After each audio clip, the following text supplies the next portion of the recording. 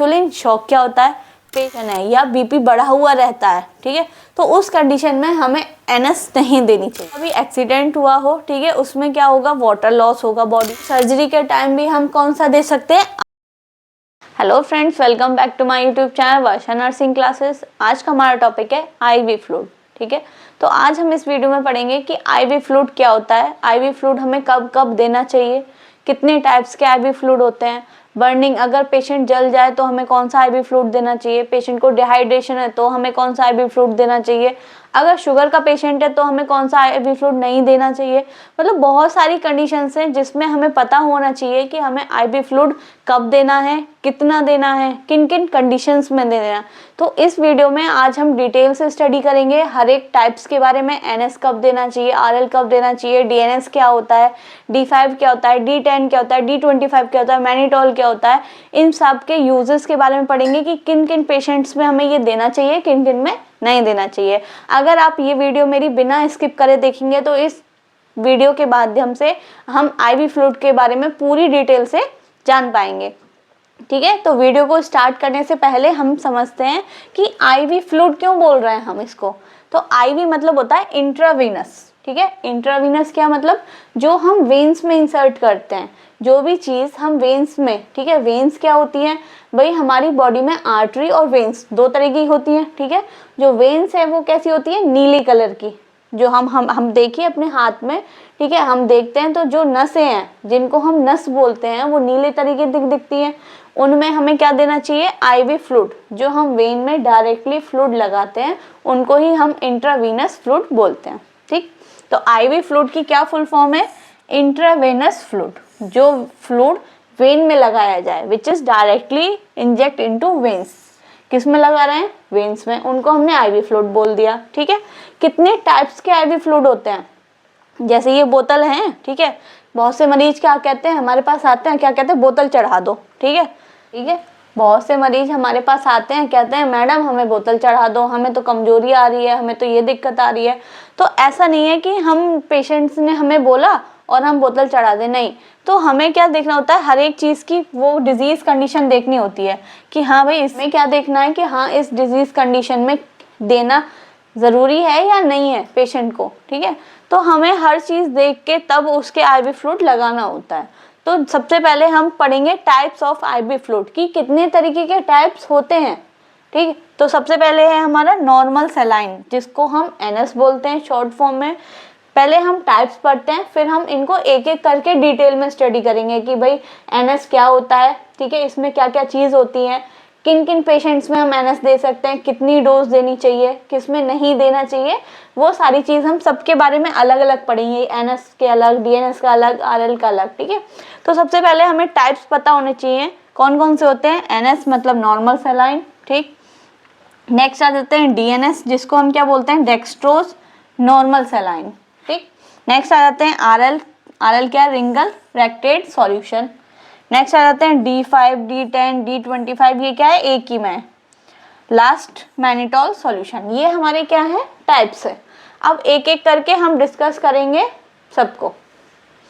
तो सबसे पहले है हमारा नॉर्मल सलाइन, नॉर्मल सलाइन, ठीक है। इसमें क्या होता है, सबसे पहले हम कंपोजिशन देखते हैं, क्या होता है, 0.9% NaCl। NaCl क्या है, सोडियम क्लोराइड, ठीक है। तो सोडियम हम जानते हैं, सोडियम क्या है, नमक। तो नमक का ही, नमक का पानी कह लीजिए, उसमें कितना 0.9% क्या है, NaCl है, ठीक है। अब इसकी बोतल्स जो हैं वो 100 ml में भी आती हैं, 500 ml में भी आती हैं, ठीक है, 1000 ml में भी आती हैं। तो अलग अलग बोतल्स हैं ये, ठीक है। ये क्या है, 100 ml में, 500 ml में, अलग अलग आती हैं। अब आ जाते हैं यूजेस कि भाई हमें किन किन पेशेंट्स में हमें एनएस देना चाहिए। तो सबसे पहले है डिहाइड्रेशन, जिस पेशेंट में डिहाइड्रेशन हो रही हो। डिहाइड्रेशन मतलब पानी की कमी हो जाना। अब पानी की कमी किन किन कंडीशंस में हो सकती है, हो सकता है पेशेंट को वोमिटिंग हो रही हो, ठीक है, और लूज मोशन हो रहे हो। इस कंडीशन में क्या होता है कि वाटर का लॉस होता है, हमारी बॉडी से पानी बाहर निकल रहा है, मतलब लॉस हो रहा है। तो उसमें पेशेंट में क्या होगा, पानी की कमी हो जाएगी, उस कंडीशन में हमें उसको एनएस देना चाहिए। सेकेंड है वुंड वॉशिंग, जब कहीं भी हमारे घाव लग जाता है तो हम उसको वॉश करने के लिए एनएस का यूज़ करते हैं, ठीक है। नेक्स्ट आ जाते हैं डाइल्यूटेशन ऑफ इंजेक्शन। ऐसे इंजेक्शंस आते हैं जो पाउडर फॉर्म में होते हैं, ठीक है, उनको डाइल्यूट करने के लिए हम किसका यूज़ करते हैं, एनएस का। नेक्स्ट है मेंटेन वाटर बैलेंस। हमारी बॉडी में वाटर का बैलेंस बनाए रखने के लिए भी हम किसका यूज़ करते हैं, एनएस का। ऐसा होता है बहुत सारी चीज़ों में, जैसे कि वाटर लॉस हुआ, ठीक है, लूज मोशंस हुए, वोमिटिंग हुई, और भी कंडीशंस हुई, ठीक है, तो उसमें हमें क्या होता है, हमारी बॉडी से वाटर का लॉस तो हो जाता है, लेकिन हम क्या करेंगे, तो हमें एनएस दे देते हैं जिससे कि वाटर की पूर्ति हो जाए। तो समझ में आया, इन कंडीशंस में हम एनएस का यूज़ करते हैं। नेक्स्ट आ जाते हैं इसकी डोज, कि हमें कितना देना चाहिए, ठीक है। तो जो डोज है वो उसकी डिजीज कंडीशन, ठीक है, उस पर डिपेंड करता है। ऐसे हम देख के नहीं बता सकते कि भाई इसमें इतना चढ़ा दो, ठीक। जब हम पेशेंट को देख लेंगे उसकी कंडीशन क्या है, कम वाटर लॉस हुआ है, उसमें ज़्यादा वाटर लॉस हुआ है, उसके अकॉर्डिंग हम उसमें आईवी फ्लूइड चढ़ाते हैं, ठीक। तो वही सेम चीज़ है, dose of a normal saline is completely depend on patients condition, ठीक है। पेशेंट की कंडीशन देखकर या उसकी डिजीज कंडीशन देखकर ही हम बता सकते हैं कि इसमें इतना फ्लूइड चढ़ना चाहिए, ठीक। अब ऐसा होता है कभी कभी पेशेंट को कम भी ज़रूरत होती है, कभी कभी किसी पेशेंट को ज़्यादा की भी ज़रूरत होती है, तो हम एक नॉर्मल रेंज लेके चल सकते हैं कि भाई 2000 से 3000 ml तक हम कितने में 24 घंटे में दे सकते हैं उस पेशेंट को। अब डिपेंड ऑन कंडीशन कि पेशेंट की कंडीशन क्या है, ठीक है। अगर उसको ज़्यादा वोमिटिंग नहीं लगी है, हल्की फुल्की वोमिटिंग लगी है, तो हो सकता है हम उसको 100 ml ही चढ़ाएं या 500 ml ही चढ़ाएं, 1 बोतल ही चढ़ाएं। लेकिन अगर उसकी कंडीशन ज़्यादा ख़राब है तो हम उसको 2 बोतल भी चढ़ा सकते हैं, 3 बोतल भी चढ़ा सकते हैं, डिपेंड ऑन कंडीशन, ठीक है। पेशेंट की कंडीशन के ऊपर हम बोतल्स चढ़ा सकते हैं। तो वही सेम चीज़ है, 24 घंटे में फिर भी हमने एक एवरेज लेके चले, अगर हम 24 घंटे में चढ़ाएं तो कितनी बोतल हम उसको, मतलब कितना दे सकते हैं, 2000 से लेके 3000 ml, मतलब 2 लीटर से लेके 3 लीटर तक हम उसको आईवी फ्लूइड दे सकते हैं। अब एक नोट करके है, ये हमें ध्यान रखना है हमेशा, if a person has a blood pressure, ठीक है, अगर बीपी की प्रॉब्लम है उसको, बीपी क्या है, ब्लड प्रेशर, बीपी हमारा नॉर्मल कितना होता है, 120/80 mmHg, ये हमारा नॉर्मल ब्लड प्रेशर होता है, ठीक है। अगर बीपी की कंडीशन प्रॉब्लम है, मतलब उसको पेशेंट को हाइपरटेंशन है या बीपी बढ़ा हुआ रहता है, ठीक है, तो उस कंडीशन में हमें एनएस नहीं देनी चाहिए। तो वही है, then this normal saline should not be given, तो हमें जो एनएस है वो नहीं देनी चाहिए। अब क्यों नहीं देनी चाहिए, उसमें सोडियम है, NaCl होता है, सोडियम क्लोराइड होता है। सोडियम क्या है, नमक का ही एक पार्ट है। तो हम क्या बोलते हैं, हम हमेशा ये बोलते हैं कि अगर बीपी पेशेंट है जिसका भी बीपी कम हो रहा है, क्या बोलते हैं, अगर किसी का भी बीपी कम होता है तो उसको बढ़ाने के लिए हम क्या बोलते हैं कि भाई इसको नमक का पानी पिला दो, ठीक है, नमक की कोई चीज़ दे दो जिससे कि क्या हो जाए, बीपी उसका बढ़ जाए। लेकिन ऑलरेडी अगर बीपी बढ़ा हुआ है और फिर हम उसको एनएस चढ़ा रहे हैं, तो एनएस में क्या है, सोडियम है, नमक है, ठीक है, तो उसका बीपी क्या हो जाएगा, और ज़्यादा हाई हो जाएगा, मतलब कंडीशन खराब हो जाएगी। तो इसीलिए हमें हमेशा याद रखना है कि बीपी वाले पेशेंट में, जिसका बीपी बढ़ा हुआ है, उसमें हमें एनएस नहीं देनी है। क्लियर। नेक्स्ट आ जाते हैं हम डीएनएस, डेक्सट्रोज नॉर्मल सलाइन। अब इसमें जो हेडिंग है उसी के नाम से समझिए, नॉर्मल सलाइन मतलब इसमें 0.9% तो है NaCl, ठीक है। सोडियम क्लोराइड कितना है, 0.9%। लेकिन डेक्सट्रोज क्या है, एक शुगर की ही फॉर्म है, जैसे फ्रक्टोज, सुक्रोज, माल्टोज, ठीक है, ठीक है। डेक्सट्रोज में क्या है, शुगर की ही फॉर्म है, जैसे फ्रक्टोज, सुक्रोज, ये क्या है, शुगर की फॉर्म है। ऐसे ही डेक्सट्रोज भी क्या है, शुगर की फॉर्म है। जो डीएनएस है उसकी कंपोजिशन क्या है, सबसे पहले तो नॉर्मल सलाइन है। नॉर्मल सलाइन का मतलब है 0.9% NaCl है उसमें, ठीक है। अब डेक्सट्रोज कितना है, 5 ग्राम, ठीक है। तो जो हमारी 500 ml की बोतल है उसमें 5 ग्राम डेक्सट्रोज पाई जाएगी, ठीक है। तो ये बोतल कितने में, 500 ml में भी आती है, 1000 ml में भी आती है, ठीक है। डीएनएस के कंपोजिशन में हमारे में क्या है, 0.9% NaCl है और 5 ग्राम कितना है हमारा, डेक्सट्रोज है, मतलब इस पे 5 ग्राम कितनी है हमारी, शुगर है। तो अब नेक्स्ट आ जाते हैं कि भाई यूजेस, हम किन किन पेशेंट्स में दे सकते हैं, क्या यूज ले सकते हैं इसका, किन किन पेशेंट्स में हम दे सकते हैं। तो सबसे पहले डिहाइड्रेशन, ठीक है, डिहाइड्रेशन जिसमें भी पेशेंट में पानी की कमी हो रही हो, उन पेशेंट्स में हम डीएनएस का यूज़ कर सकते हैं। नेक्स्ट है हाइपोटेंशन। हाइपोटेंशन का क्या मतलब है, जिन पेशेंट्स का बीपी डाउन है या बीपी कम हो रहा है उन पेशेंट्स में हम डीएनएस दे सकते हैं। कम क्यों हो रहा होगा, हो सकता है पेशेंट में शुगर की कमी हो गई हो, ठीक है, तो पेशेंट का बीपी डाउन चला गया हो, कुछ खाया पिया ना हो, उसमें शुगर का लेवल डाउन हो गया हो, तो अगर हम उसको डीएनएस देंगे तो डीएनएस में क्या पाया जा रहा है, हमारा शुगर, तो हो सकता है उसका बीपी क्या हो जाए, थोड़ा सा बढ़ जाए। तो इसलिए हम हाइपोटेंशन की कंडीशन में भी हम डीएनएस लगा सकते हैं। नेक्स्ट है to treat insulin shock. Insulin shock की कंडीशन में भी हम डीएनएस लगा सकते हैं। अब इंसुलिन शॉक क्या होता है, पेशेंट जिसमें शुगर जो लेवल है वो बिल्कुल डाउन चली जाती है, जिसके कारण पेशेंट शॉक की कंडीशन में चला जाता है, ठीक है, तो उसमें क्या है, उसकी बॉडी में बिल्कुल शुगर का लेवल क्या हो जाए, बिल्कुल डाउन हो गया है, जिसकी वजह से पेशेंट किस में चला गया है, शॉक में। अगर हम उस पेशेंट को डीएनएस लगा देंगे तो उसकी शुगर में थोड़ा सा तो इम्प्रूवमेंट आएगा, क्योंकि 5 ग्राम क्या है हमारा इसमें, डेक्सट्रोज है, ठीक है, तो हम इंसुलिन शॉक वाले पेशेंट को डीएनएस लगा सकते हैं। नेक्स्ट है इन एक्सीडेंटल कंडीशन, कभी एक्सीडेंट हुआ हो, ठीक है, उसमें क्या होगा, वाटर लॉस होगा, बॉडी से फ्लूइड जाएगा, ब्लड जाएगा, तो ब्लड में क्या है, शुगर भी है, तो शुगर भी डाउन होगी, है ना, वाटर भी जाएगा, वाटर बैलेंस भी खराब होगा, तो सब चीज़ होगी, तो उस कंडीशन में हम पेशेंट को डीएनएस भी लगा सकते हैं, जिससे कि उसकी शुगर क्या है, मेंटेन रहे, ठीक है, शुगर एकदम से डाउन ना जाए, पेशेंट कोलैप्स कर जाएगा, हो सकता है शॉक की कंडीशन में चला जाए, तो इसलिए हम पेशेंट को क्या दे सकते हैं, डीएनएस दे सकते हैं। तो ये तो हमने पढ़ लिए कि यूजेस, भाई किन किन पेशेंट्स में हम डीएनएस लगा सकते हैं, दे सकते हैं। अब आ जाते हैं डोज, भाई कितना देना चाहिए, ठीक है, तो हम क्या पढ़ेंगे, डोज ऑफ डीएनएस, डीएनएस कितना दे सकते हैं। अभी हमने पढ़ा कि एनएस कैसे दे रहे थे हम, भाई पेशेंट की कंडीशन देखकर, डिजीज कंडीशन देखकर हम जो एनएस थी उतना दे रहे थे, ठीक है, तो वही सेम कंडीशन है, हम कोई भी आईवी फ्लूइड ऐसे नहीं बता सकते कि भाई इसमें 2 बोतल चढ़ा दो, इसमें 3 बोतल चढ़ा दो, जब तक हम पेशेंट की कंडीशन नहीं देख लेते, जब तक हम पेशेंट में नहीं बता सकते कि इसमें कितना आईवी फ्लूइड की जरूरत है। तो सेम चीज रहेगी, quantity of dextrose normal saline is depend on patient condition and disease condition. Patient की डिजीज देखकर और पेशेंट की कंडीशन देखकर हम पता कर सकते हैं कि इसमें कितनी आईवी फ्लूइड की जरूरत है।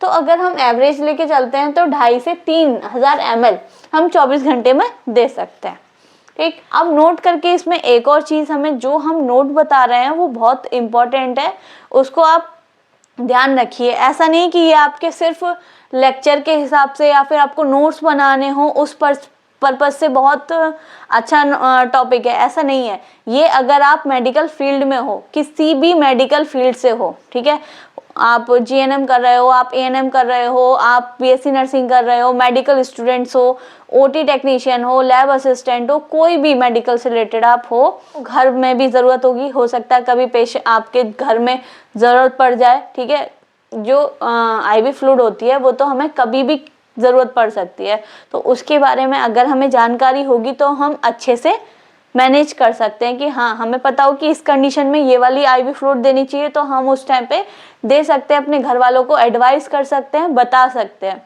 तो इस वीडियो के माध्यम से आपको पूरी नॉलेज मिलेगी। अगर आपको मेरी वीडियो अच्छी लग रही हो तो लाइक करें, चैनल को सब्सक्राइब करें, ठीक है। तो आगे बढ़ते हैं, नोट पे क्या है, dextrose normal saline should not be given diabetic patient, ठीक है। तो हमने पहले क्या पढ़ा था, जो एनएस में है वो बीपी का जो पेशेंट है उसमें नहीं देनी थी हमें एनएस, क्योंकि उसमें सोडियम था, इसमें क्या है, हमारा शुगर है, तो इसीलिए हमें क्या करना है, डायबिटिक पेशेंट जिनको डायबिटीज है। अब हमें कैसे पता चलेगा डायबिटीज कैसे है, ठीक है, तो हमें एक नॉर्मल रेंज पता होनी चाहिए कि भाई जो हमारा शुगर लेवल है, अगर हम फास्टिंग मोड में हैं तो 80 से 100 के बीच में होना चाहिए।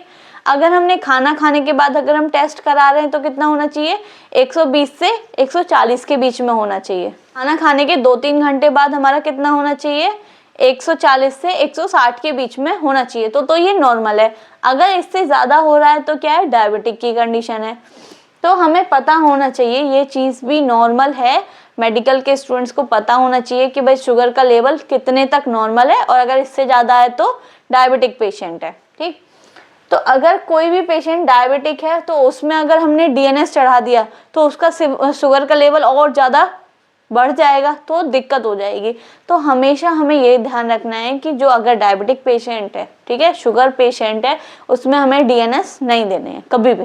क्लियर हुआ? ठीक है, नेक्स्ट आ जाते हैं आरएल। आरएल का मतलब क्या है? रिंगल लैक्टेट। इसके कंपोजिशन के बारे में पढ़ते हैं। It is a mixture of electrolyte. किसका मिक्सचर है? इलेक्ट्रोलाइट का। In which present sodium chloride, potassium chloride और सोडियम लैक्टेट।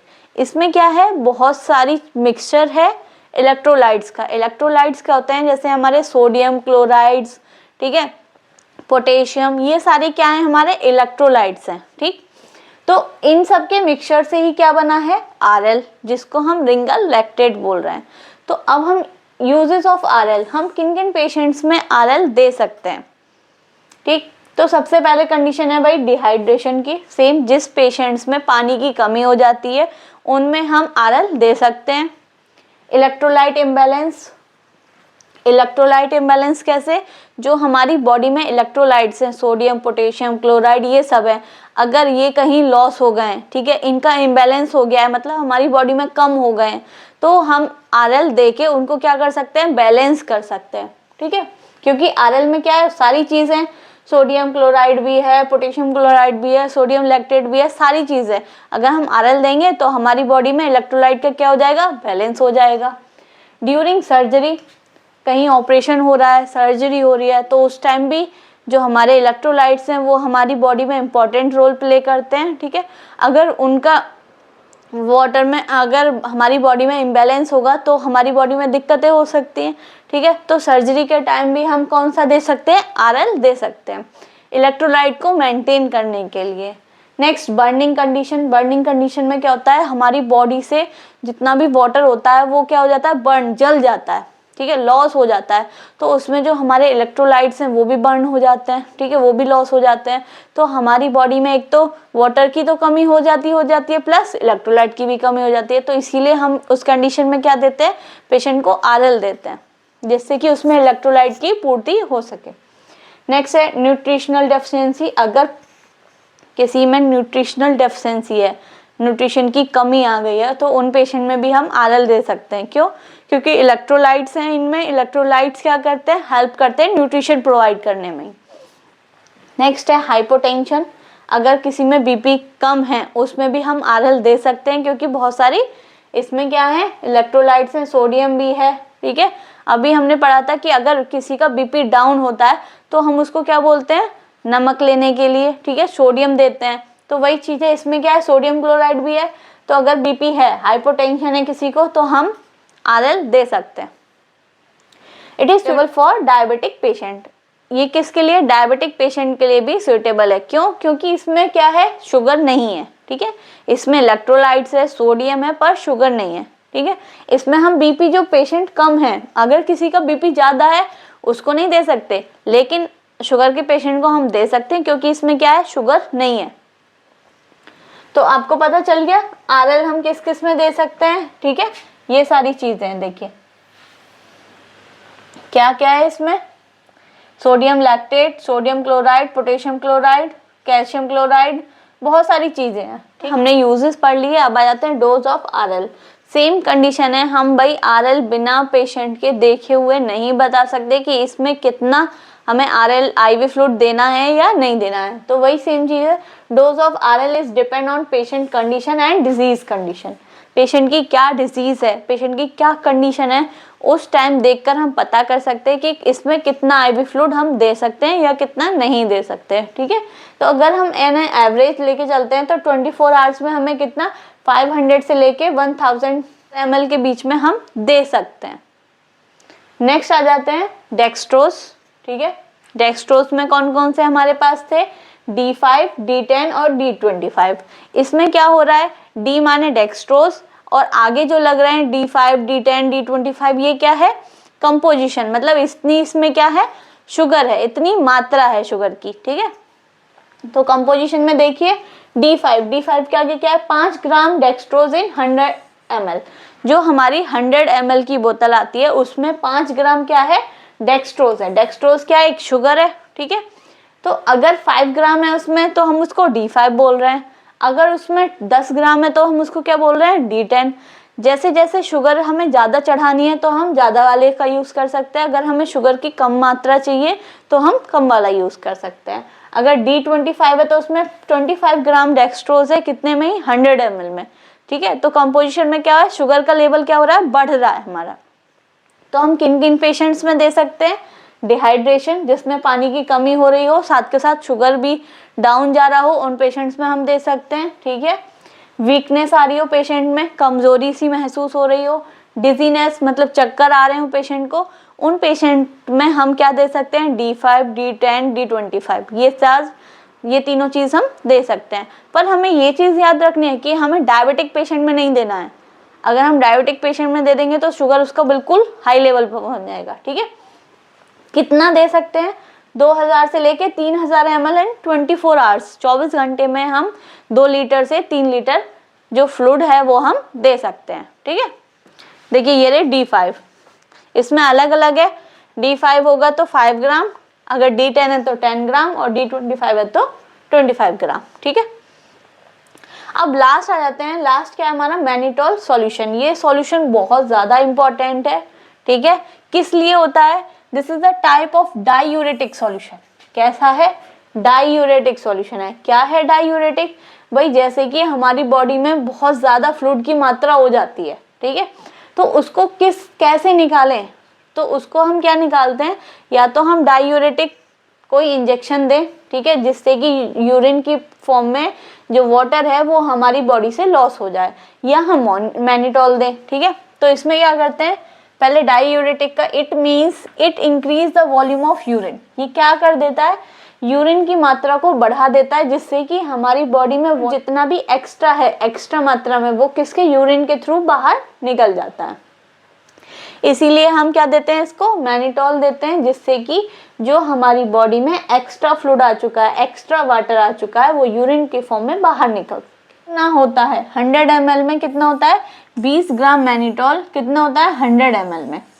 अगर 500 ml में है तो उसकी क्वांटिटी क्या हो जाएगी, इंक्रीज हो जाएगी, ठीक है। उसी तरीके से तो क्या काम है इसका, यूरिन को, जो यूरिन आउटपुट है उसको बढ़ा देता है, ठीक है। किसी में अगर यूरिन आउटपुट कम है, आप मुझे वीडियो में कमेंट करके बताइए कि अगर यूरिन आउटपुट कम हो जाता है तो उस मेडिकल टर्म्स को हम क्या बोलते हैं, ठीक है।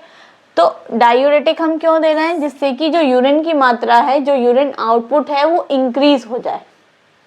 इस वीडियो के माध्यम से हमने पूरा आईबी फ्लूइड अच्छे से समझा, ठीक है, कि कब हमें एनएस यूज़ करनी चाहिए, कब आरएल यूज़ करनी चाहिए, कब डीएनएस यूज़ करनी चाहिए, मैनिटोल क्या करता है, उनके क्या क्या यूजेस हैं, बर्निंग पेशेंट में हमें कौन सा फ्लूइड देना चाहिए, कितना देना चाहिए, ठीक है। सारी चीज़ हमने इस वीडियो में डिस्कस करी हैं और अच्छे से समझी हैं। अगर आपको मेरी वीडियो अच्छी लगी हो तो लाइक करें, चैनल को सब्सक्राइब करें और अपने फ्रेंड्स के साथ शेयर करें।